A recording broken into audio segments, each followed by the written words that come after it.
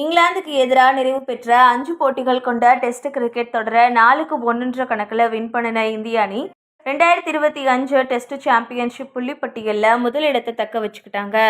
குறிப்பாக இந்த தொடரில் T20 மாதிரி அதிரடியாக விளையாடி இந்தியாவை தோற்கடிப்போம் அப்படின்னு எச்சரித்த இங்கிலாந்து முதல் போட்டியில் வெற்றி பெற்று முன்னிலை பெற்றாங்க.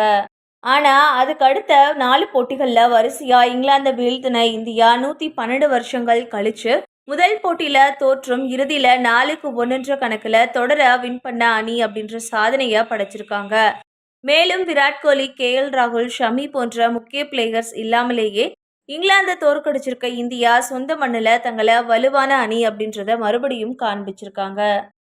இந்த நிலைமையில இந்த தொடர்ல முதல் போட்டியில தோற்றாலும் முக்கிய பிளேயர்ஸ் இல்லாவிட்டாலும் கடைசியில போராடி வின் பண்ணது பெருமையை கொடுக்கிறதா இந்திய அணியோட பயிற்சியாளர் மற்றும் ஜாம்பவான் ராகுல் டிராவிட் கூறியிருக்காரு.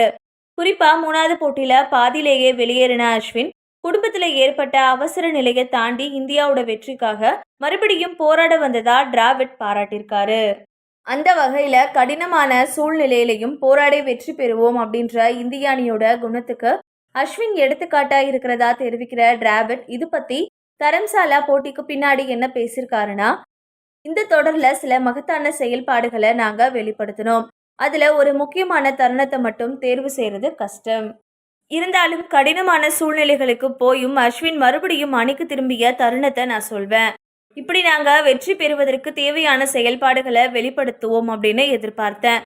ஆனா மோசமான நிலையை கடந்து வந்த பின்னாடியும் அஸ்வின் திரும்பி வந்து அணிக்கு பங்களிக்க விரும்பினதே உண்மையிலேயே இந்திய அணி எதை பற்றியது, இந்த அணியோட குணம் என்ன என்பதை குறிக்குது.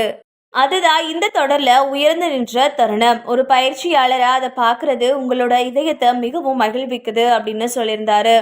அந்த வகையில அர்ப்பணிப்போட நாட்டுக்காக அணிக்காக மறுபடியும் விளையாட வந்த அஸ்வின் இந்த தொடர்ல 500 விக்கெட்ஸ், 2வது இந்திய பிளேயர், 100 போட்டிகளில் விளையாடின முதல் தமிழக பிளேயர் போன்ற சாதனைகளை படைச்சது குறிப்பிடத்தக்கது.